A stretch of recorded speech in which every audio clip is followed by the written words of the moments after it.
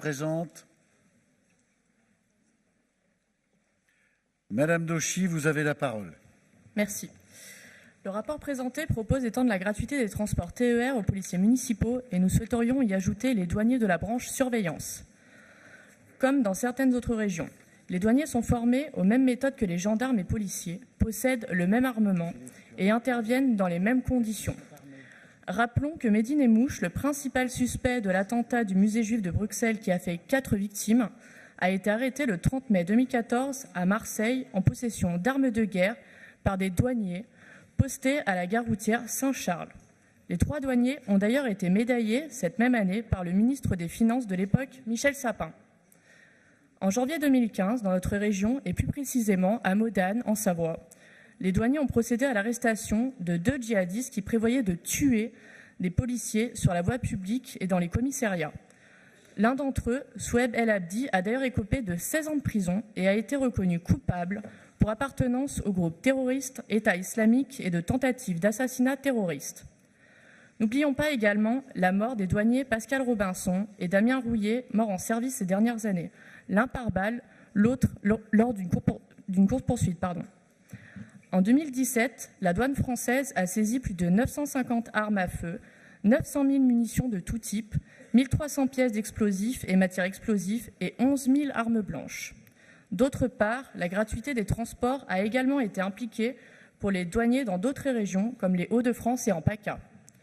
Les douaniers jouent un rôle important dans la sécurité de nos citoyens et de nos frontières. Ils travaillent chaque jour pour mettre un terme à la libre circulation des armes et aux moyens de financement des organisations terroristes et des trafics en tout genre qui les alimentent. C'est pour cela que nous souhaiterions compléter, au point 2.1, rédigé comme suit, d'approuver l'extension des tarifs illico-sûreté aux policiers municipaux et aux douaniers de la branche surveillance. Merci. Très bien, merci. Monsieur Meunier.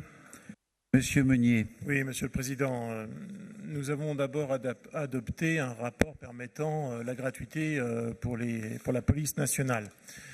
Il faut que vous sachiez quand même que c'est un rapport qui a été compliqué à mettre en œuvre parce qu'il fallait respecter la sécurisation de la communication éventuelle des identités des agents de notre police nationale. Donc il a fallu travailler étroitement avec le ministère de l'Intérieur et la préfecture de région sur ce dossier-là. Nous avons avancé, nous avons abouti sur 21 000 agents. Nous avons quasiment 12 000 agents qui quotidiennement bénéficient du dispositif.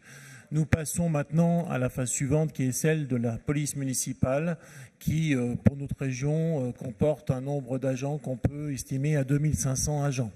Donc c'est un dossier qui va nécessiter aussi un travail parce que là, vous n'avez pas d'unité administrative puisque nous ne sommes plus dans une administration d'État, mais dans le cadre d'administration territoriale.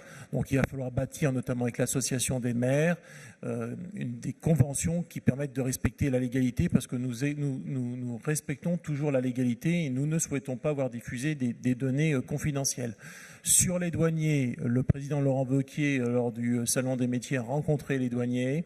Il s'est engagé à élargir ce dispositif-là pour la douane française, mais ça nécessitera aussi un travail de fond avec l'administration en question, parce que comme vous le savez, chez les douaniers, il y a plusieurs types de personnel, et nous allons voir avec la douane française comment nous allons mettre en œuvre cette extension qui vous sera proposée prochainement, mais pour l'instant, je préfère ne pas l'adopter immédiatement par un sous-amendement, parce que les dossiers administratifs ne sont pas prêts. C'est la raison pour laquelle je vous demande le retrait de cet amendement avant que nous puissions avancer avec les administrations concernées.